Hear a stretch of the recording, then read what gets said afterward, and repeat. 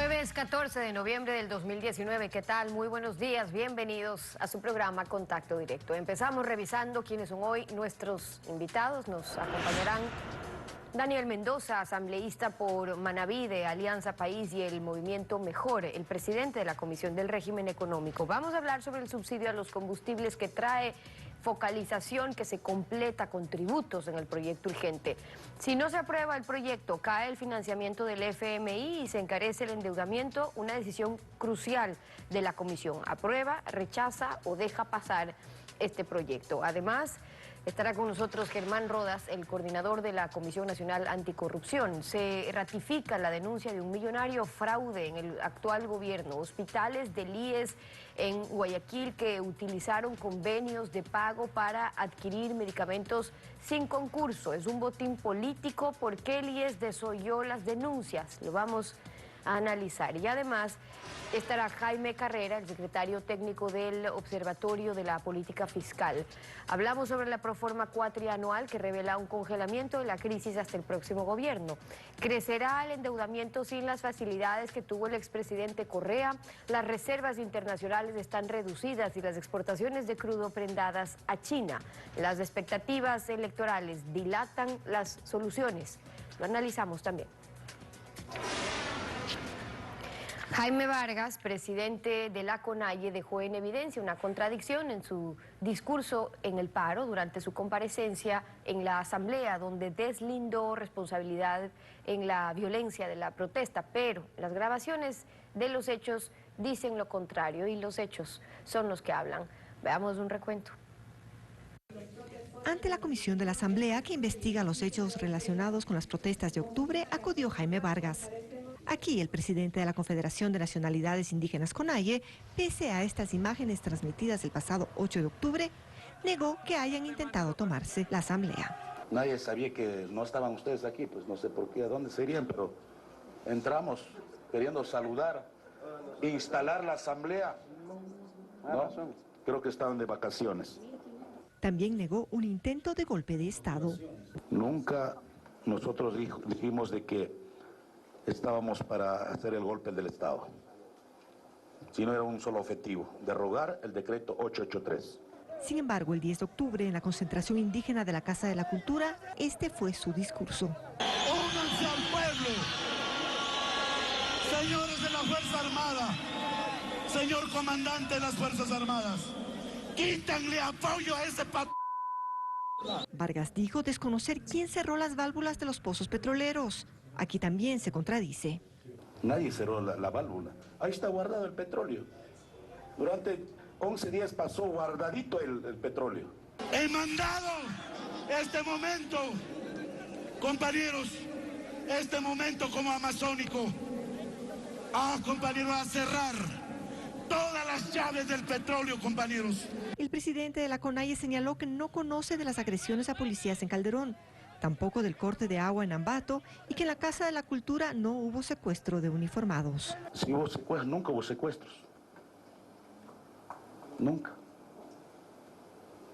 Mejor los policías creo que pasaron más tranquilo, más sano que en la misma casa. Pero estas imágenes de policías retenidos en la Casa de la Cultura fueron públicas. Ellos fueron liberados por la noche una vez que se entregó el cuerpo de un indígena fallecido en las protestas. La actualidad, los protagonistas, el análisis y la información en Contacto Directo. ¿Qué tal, Alfredo? Buenos días, ¿cómo te va? Muy bien, Estefi, buenos días, buen día a todos. La proforma cuatrianual 2020-2023, presentada el 31 de octubre, que recién el CAL pasará a la Comisión del Régimen Económico, prevé un escenario que no mejora ni tampoco empeora la economía nacional. Se congela.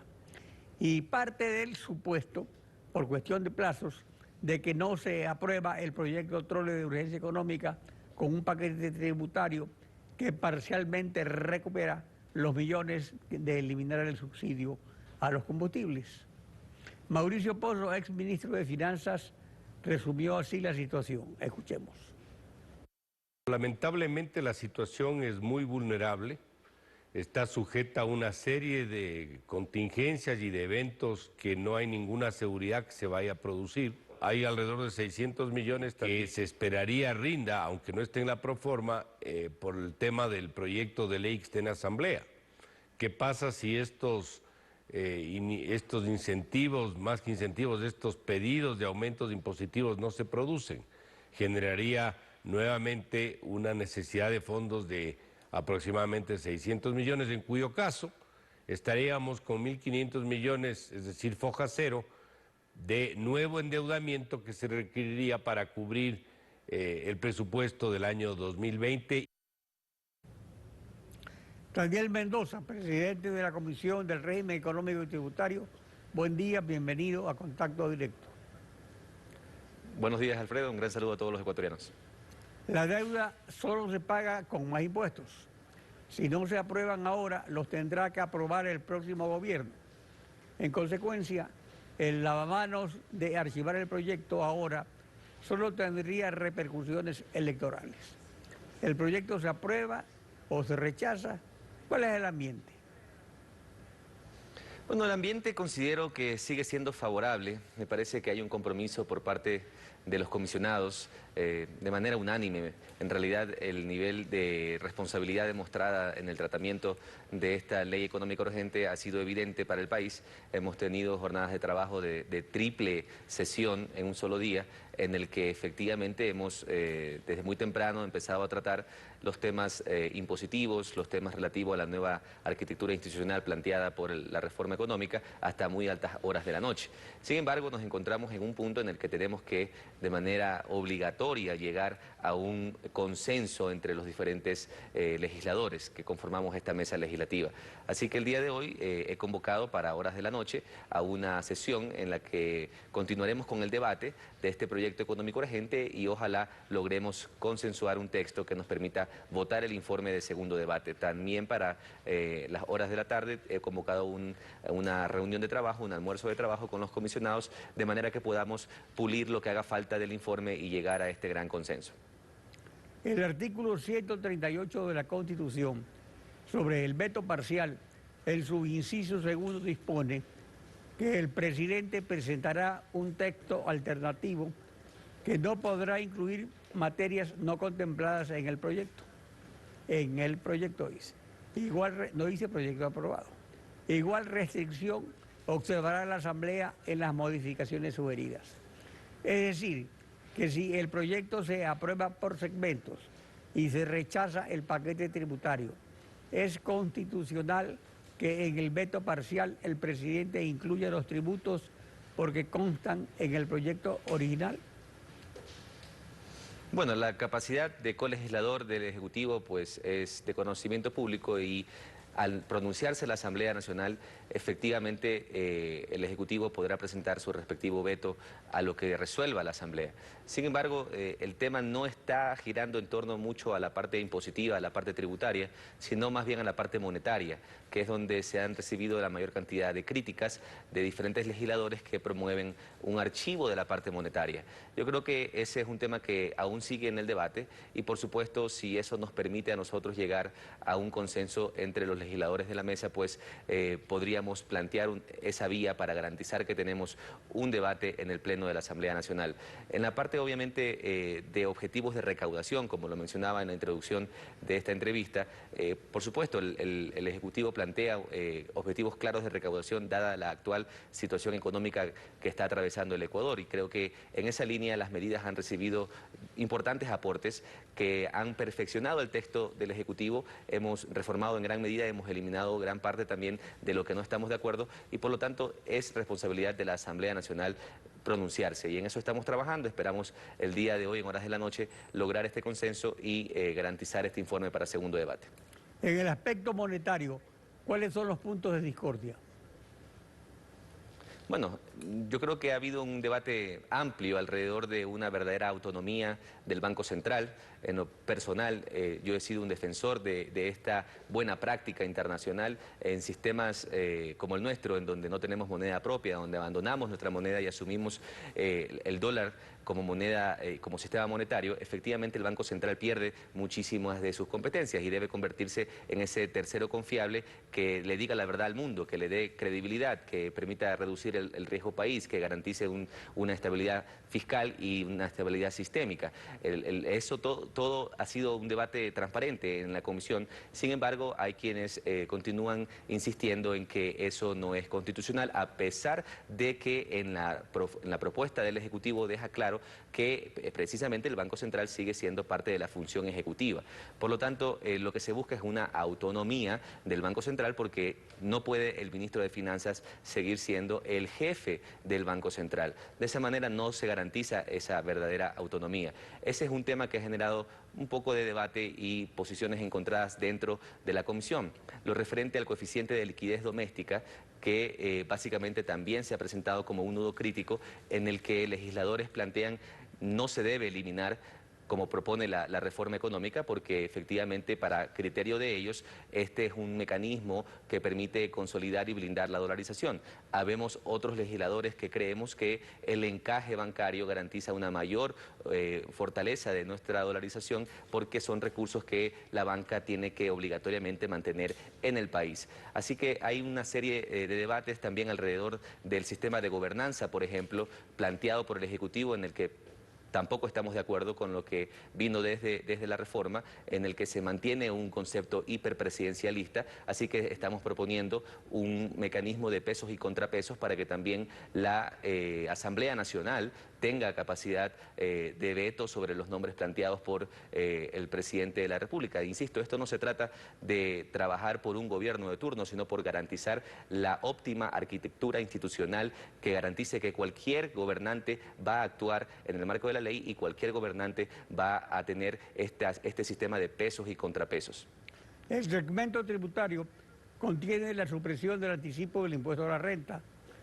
Aparte del PSC y el correísmo, un sector de la bancada de Alianza País Morenista quiere también archivar el proyecto o que sea sustituido por uno nuevo. En cambio, propone pues uno nuevo. O sea, se ha viralizado también en asambleístas de Alianza País el cálculo electoral. ¿Correría un nuevo plazo? ¿Sería el mismo plazo o es un falso positivo que busca el Ministerio de la Ley por indecisión de la Asamblea? Bueno, la Asamblea está para construir leyes, no para cumplir la agenda presidencial de ningún líder político con ilegalidades. Así que yo he consultado cuál es la base legal para solicitar un retiro de la ley. No existe, hemos buscado y no existe una base legal para aquello. Por lo tanto, eso responde básicamente a un discurso político. Yo creo que lo que nos corresponde hacer es hoy estar precisamente enfocados en llegar a estos grandes consensos en beneficio de las familias ecuatorianas. Nosotros debemos construir la mejor reforma económica posible. Y la parte impositiva, efectivamente planteada por el proyecto económico, es realmente debatible y es perfeccionable.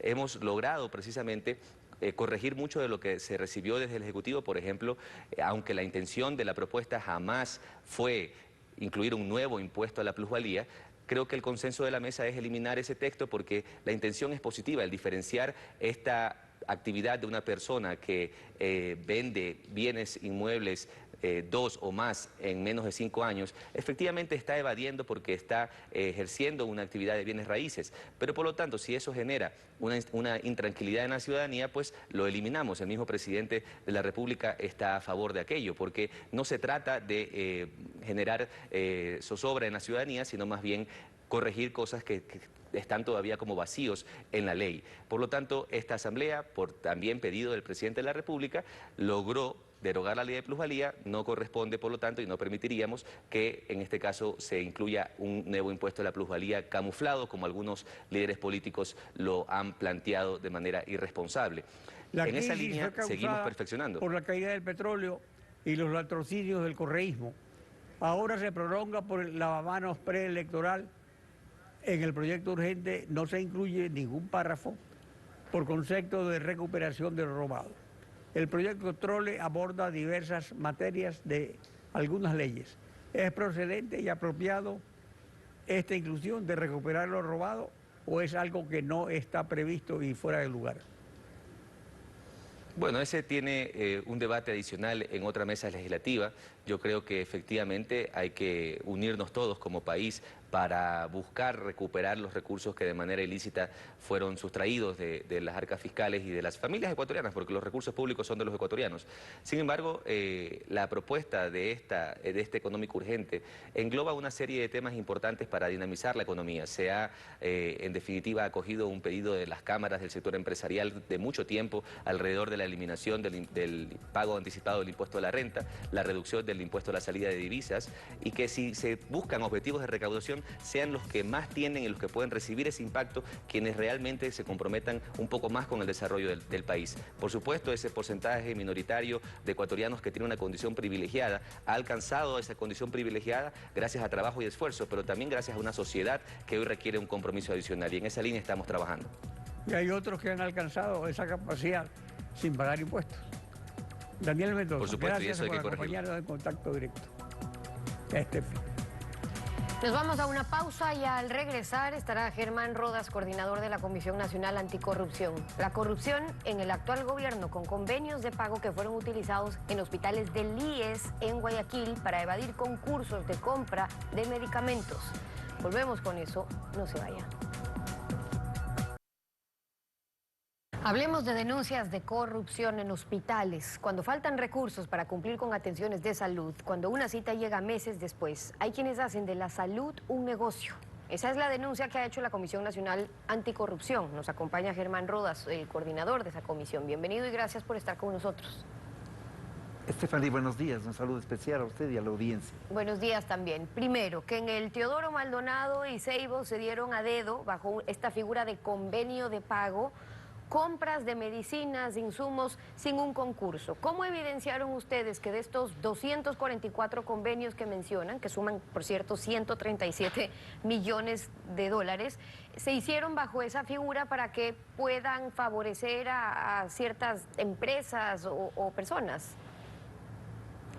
Efectivamente, la información que nosotros hemos manejado es información oficial. Nos entregó a pedido nuestro el propio Instituto de Seguridad Social. Tenemos la información correspondiente al año 2018, usted lo ha señalado muy bien, son 141 convenios de pago del Teodoro Maldonado por un monto de 100 millones, 103 del Hospital Los Ceibos por un monto de 37 millones, 244 convenios de pago. Los convenios de pago se utilizan normalmente de manera excepcional.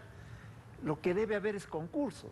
El convenio de pago yo diría que debe ser llamado más bien convenio a dedo, porque se les entrega a determinadas ofertas, a determinados proveedores, esta posibilidad de que entreguen insumos, medicamentos, sin que ellos estén preparados para cumplir esta actividad. De tal suerte que lo que hemos hecho es cruzar información y darnos cuenta que quienes proveen de los insumos, de las medicinas, son gentes tomadas a dedo que forman parte de una mafia y que evidentemente quienes hacen esta gestión desde los hospitales deben ser rápidamente puestos fuera de combate por un simple detalle, porque no pueden seguir allí manipulando información. Ahora, entregaron esta información Eso hay que cambiar rápidamente a Contraloría y encontraron allí también sobreprecios o en cuánto se podría estar viendo afectado el Estado con estas mafias a las que usted se refiere. Esto que le acabo de señalar respecto de los convenios de pago, la Comisión Nacional Anticorrupción, con la responsabilidad colectiva que nos caracteriza, hemos entregado como denuncia ante Fiscalía hace 2 días. Lo que le hemos entregado al Contralor es otra parte de una denuncia que también involucra varios hospitales del IES, pero que también arrastra a la propia estructura de salud pública del Ecuador. Es decir, se refiere a la compra de insumos. Allí el asunto es más amplio, no solamente se refiere a la seguridad social, sino a los hospitales del país, adquisición de insumos más o menos de la misma manera. Y déjeme decirle brevemente, 433 empresas llamadas empresas calificadas que no tienen nada que hacer en el país. Ahora, eso es importante porque... No tienen registro sanitario, por ejemplo. Ustedes están denunciando que hubo un total de 6.000 procesos de compras de dispositivos médicos. De esos 800 proveedores adjudicados, unos 400, tenían permiso y otros 400, más o menos, no tenían permisos para contratar. Entonces, ¿quién controla o quién está atrás de todos estos procesos de adquisiciones? Mi pregunta es, si están usando testaferros para camuflar, por ejemplo, si son funcionarios del IES que hacen negocios entre ellos mismos o usan nombres de terceros para favorecer a alguien en contratos de compras, ¿han podido ustedes entregar documentación a las entidades de control para dar con quién estaría realmente detrás de estas mafias? 6.500 procesos, usted lo ha dicho muy bien, 900 personas calificadas o entidades calificadas para vender, de ellos 430 no cumplen los requisitos indispensables, no tienen permisos, no tienen registros sanitarios. Una cosa adicional, de esas 433, 158 son empresas creadas para el efecto y 275 personas naturales que venden papeles, que venden cemento, que venden sándwiches, que venden hamburguesas, que hacen proveyendo no solo al IES, no, a toda la estructura de salud del país, proveyendo de insumos. Esta información le hemos entregado hace algún tiempo ya al Contralor. Y yo he hablado con el Contralor hace un par de días y él me ha señalado que sobre estos temas de insumos, en donde hay un perjuicio al país de alrededor de 80 millones, ya hay informes en Contraloría que establecen responsabilidades. De tal manera que creo que se puede avanzar en Oiga, esto pero ya sabemos también, y ojalá las cosas ya sabemos sean también así, ¿no? cuántos informes con indicios de responsabilidad, esta de responsabilidad penal, pasan o duermen desde Contraloría o pasan a Fiscalía para dormir, y por eso es importante saber qué se ha denunciado para que las autoridades de controles tengan obligación de actuar y responder a la ciudadanía. Ahora, ya en julio, la Comisión Anticorrupción había denunciado 6 hechos ante el Consejo Directivo del IES. Ahí ya hablaban de estos presuntos sobreprecios en la adquisición de medicinas, algunas que registraban valores por encima del 1000%. Hubo denuncias por productos que estaban incluso caducados. ¿Por qué? Porque podían comprar en grande para que sea mejor su negocio y los medicamentos terminan caducando. Se dieron casos de esos y las denuncias con eso. ¿Qué ocurrió? Las denuncias nosotros las entregamos hace algún tiempo, como usted lo señala muy bien, al doctor Paul Granda. Entiendo que él hizo también a su vez la denuncia en Fiscalía, pero esa es una parte pequeñita. Lo que estamos ahora señalando es lo del 2018, en donde hay que tomar medidas y correctivos urgentes en el IES, también en la estructura global de salud. Eso le corresponde ya al Ministerio de Salud. Yo quiero decir enfáticamente que con el tema de la salud se ha jugado en este país, se ha generado una banda de asalto que hay que frenarla y que hay que confrontarla. Que los datos de Contraloría tienen que ir a Fiscalía, como está ocurriendo en el tema de los insumos, que nuestra denuncia presentada sobre el tema de los convenios de pago que ya están en Fiscalía deben ser procesadas, y que en el caso del IES no se puede esperar 3 o 4 meses para cambiar al jerárquico superior en los hospitales. Insisto, en el Teodoro Maldonado y en los Ceibos hay que cambiarlos hoy a mediodía ya es tarde. Pero más allá de eso, Germán, creo que hay que actuar con agilidad. Pero se cambia el jerárquico superior y cuidado con eso, sienten que se está cumpliendo. Es decir, si hay una mafia en efecto y las autoridades llegan a identificar, que es la responsabilidad que tendrían de hacer con estas investigaciones, y se llega a identificar que hay quienes han estado usando el IES, la compra, la venta de insumos, de medicinas para favorecer sus mafias y sus negociados, no se soluciona obviamente con que cambien al jerárquico superior, sino que recuperen nuevamente un caso más de llegarse a comprobar, que recuperen lo robado. Y pregunto esto porque usted dice, se están formando estas mafias, pero ¿es algo nuevo o es que en esto, digamos, que los distintos gobiernos o autoridades le tienen un saldo importante al país sobre dar resultados en si el IES se está manejando o no como un botín político? Cuando me refiero al cambio del jerárquico superior, es el cambio al menos por encargo mientras se hace ese concurso para efectos de poner personas idóneas, pero no pueden seguir aquellos que han sido acusados en los últimos meses, esperando que les llegue el concurso después de 3 o 4 meses adicionales. punto uno. Punto dos, en realidad usted lo ha dicho. Creo que en la historia del país, desgraciadamente el IES ha sido en un momento determinado botín político y creo que aquello hay que destapar y descubrirlo. Nuestras denuncias que corresponden al menos a los periodos 2016-2018 en relación a los insumos, que es además para todo el país y toda la estructura de salud pública, y nuestra denuncia vinculada al año 2018 sobre los convenios de pago, no hacen sino poner en evidencia que hay que actuar con firmeza y con voluntad de sanear la estructura del IES en su conjunto. Ese mismo IES que se dio el lujo en la época de Espinosa de venderle el Hotel Quito en la forma más imprevista, no sabemos ni a quién, y que la ciudadanía debe reclamar y lo está haciendo a través de grupos organizados para que ese hotel emblemático de la ciudad y que corresponde a los afiliados vuelva a su dueño, que es el IES. Es decir, hay que actuar y hay que cortar las uñas con celeridad. Las denuncias de la Comisión Nacional Anticorrupción, Germán Roda, su coordinador, hoy en Contacto Directo. Gracias por haber estado con nosotros. Gracias a ustedes, Stephanie. Buenos días. Buen día. 7:31. Vamos a una pausa y cuando regresemos estará Jaime Carrera, el secretario técnico del Observatorio de la Política Fiscal. El camino se estrecha para salir de la crisis, continúa para el próximo gobierno. Lo analizamos en instantes. No se vaya. El proyecto Trole de urgencia económica, la Proforma 2020-2023 y el decreto ejecutivo de focalización de subsidio a los combustibles muestran la quilla de la vulnerabilidad fiscal derivada de comprar paz ante el vandalismo golpista. Jaime Carrera, director del Observatorio de la Política Fiscal. Buen día, bienvenido a Contacto Directo. Buen día, gracias a la invitación, un saludo a la audiencia. Más impuestos, reducción de gastos y eliminación de subsidios. ¿Es receta del Fondo Monetario Internacional o es un estándar internacional para salir de una crisis económica? No, el Fondo Monetario Internacional no tiene nada que ver en esto.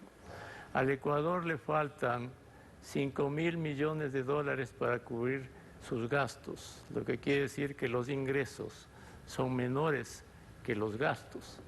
Y el Ecuador tiene que pedir créditos por 5.000 millones de dólares más otros 5.000 millones de dólares de otros pasivos.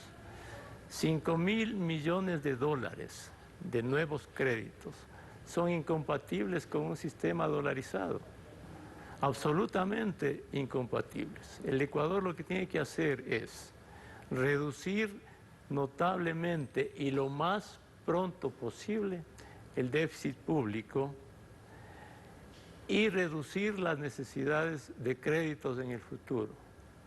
Caso contrario, si el Ecuador no se pone de acuerdo en reducir el déficit y las necesidades de financiamiento, en el futuro va a haber estancamiento económico, como ya lo estamos viviendo, va a haber más desempleo, va a haber más pobreza en el país. Lo que tiene que entenderse en el Ecuador es que estamos en una economía dolarizada y todas las políticas económicas, fiscales, sociales, tienen que girar en torno a preservar, consolidar la economía, la dolarización. Y la dolarización solo en el futuro proveerá bienestar a los ecuatorianos. Sí, hay superávit pero fiscal, resulta que nadie quiere si pagar hay la factura, ni con impuestos, ni reduciendo la masa salarial, ni eliminando subsidios. Como consecuencia de derogar la reducción de subsidios a los combustibles, va a ascender el déficit fiscal, se va a necesitar más dinero el próximo año. Entonces, la dolarización se ha dicho que es una camisa de fuerza, pero es una camisa de fuerza para bien. O sea, ¿cuáles son los resultados de 20 años de dolarización para el costo de vida del pueblo ecuatoriano, pese a todos los problemas que existen? La dolarización es un patrimonio del país. Todos estamos bien con la dolarización, pobres, ricos, clase media. Y usted mencionó algo muy importante, que el pasado. ¿Por qué llegamos a la dolarización? Porque por irresponsabilidades fiscales, con el colapso del sistema financiero, adoptamos la dolarización. Los primeros años de dolarización, 2006, hubo superávit de las cuentas públicas. El gasto público fue la mitad de lo que es hoy. Se redujo la deuda externa, se acumularon fondos de ahorro, se redujo la pobreza. Luego de esos primeros años, con el nuevo boom petrolero, se desarticularon todos los fundamentos de la dolarización, absolutamente todos. Hubo irresponsabilidad fiscal e irresponsabilidad económica. Lo que tiene que entenderse en el Ecuador es que si continuamos con las mismas prácticas de los 80s y 90s que pulverizaron el sucre, en el futuro con dolarización tenemos que evitar esas prácticas para que no colapse la dolarización. Necesitamos responsabilidad fiscal, necesitamos mantener y preservar un sistema financiero sólido para que en el futuro vengan más exportaciones, venga más inversión extranjera directa, porque en dolarización solo podemos progresar con más dólares. Y si hay más dólares en la economía... Pero en actuales momentos, si se cae el acuerdo con el Fondo Monetario Internacional porque no se cumple con las reformas, porque no se mejora la capacidad de pago del Ecuador, que es fundamental para todo Ecuador, incluso privado, con las reformas legales necesarias que ya se han presentado. En el mercado internacional, ¿cuáles serían las consecuencias si el Ecuador busca financiamiento colocando bonos, cosa que inevitablemente tendrá que hacer porque si no, ¿de dónde va a sacar dinero? El Ecuador tiene que hacer todo lo que tenga que hacer para preservar el acuerdo con el fondo. Caso contrario, como usted bien lo dice, el Ecuador se verá obligado a incurrir en más endeudamiento colocando bonos basura. El Ecuador tiene en este momento 17.770 millones de dólares de bonos basura, bonos que vencen hasta el 2030. Por los intereses de estos bonos pagamos al año 1.600 millones de dólares. Esa no es la opción viable para el país. Y cuando se comienza a amortizar, ¿cuánto sube ese gasto? Cuando se comienza, para comenzar a amortizar estas deudas desde el 2020. En el 2020 vencen 2.000 millones de dólares. Si en 2020 el Ecuador no tiene superávit para pagar esos bonos, tendrá que colocar otros bonos hasta el 2030, 40, hasta llegar al 2030. El 2030 tendrá que tener ahorros para pagar esos bonos. Y si no, colocará otros bonos que venzan en 2050, 2060. El Ecuador no puede continuar de esa manera. Por eso, porque tiene necesariamente que... Usted dice los ahorros, pero ¿acaso tiene ahorros el país? Son los ahorros que están en los bolsillos de la gente, del ciudadano común, de los contribuyentes. Son impuestos que le quitan esos dineros a la gente. El Ecuador tiene que ahorrar. Y el ahorro es superávit, no hay otra manera. ¿Cuándo progresa una familia? Cuando ahorra. ¿Cuándo progresa una empresa? Cuando ahorra, tiene utilidades, invierte. El Ecuador, como Ecuador, tiene que ahorrar. Y el ahorro se llama superávit fiscal. Y para eso hay que tener más ingresos para el Estado y menos gastos en el Estado. No hay otra manera. Y toda la sociedad tiene que tener claro esto, porque si no, el futuro del Ecuador no es bueno. Hay que progresar con políticas económicas adecuadas y crecer en dolarización, con superávit fiscal y con un sistema financiero sólido. No hay Pero si no otra se reduce alternativa. El gasto, ¿quién está fallando? ¿Está fallando los ciudadanos que tienen que pagar impuestos o está fallando el gobierno? La estructura del gasto público, en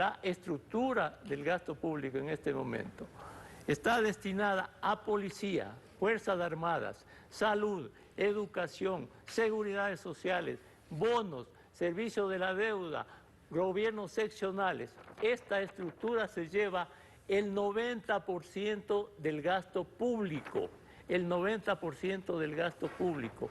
Para sostener este gasto, al Ecuador le faltan 5.000 millones de dólares.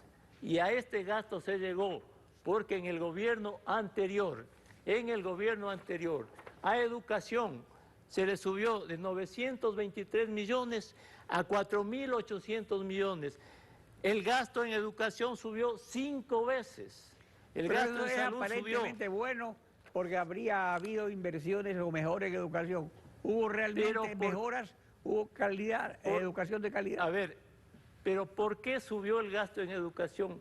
Con deuda y con petróleo.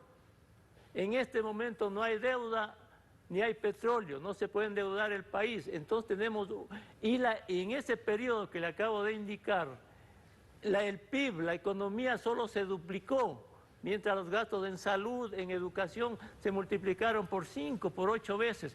Ese es el problema central del país en este momento. Entonces, para cerrar, el próximo gobierno, está claro, va a heredar la crisis de una economía estancada. Se continúa con el modelo correísta de seguirse pateando para adelante en la crisis. Pero ahora con las reservas de libre disponibilidad deterioradas, las exportaciones petroleras empeñadas a China, ¿qué le queda al próximo gobierno? Le queda al próximo gobierno, si no se corrige rápidamente, le queda al próximo gobierno nuevamente proponer más impuestos, nuevamente tratar de reducir más los subsidios a los combustibles y reducir más el gasto público. Y el Ecuador va a entrar en una espiral de inestabilidad fiscal y económica. Eso no es bueno para el Ecuador. Tiene que tratar de lo más rápido posible reducir la economía en dolarización. Jaime Solo Carrera, hay progreso con más dólares. Jaime Carrera, gracias por su participación en Contacto Directo. Fin. Así concluimos esta emisión. A ustedes también gracias, su confianza y sintonía. Alfredo, contigo nos vemos el lunes. Nos vemos el próximo lunes y mañana en Contacto Directo, Lenin Artieda y Samantha Mora. Buen día.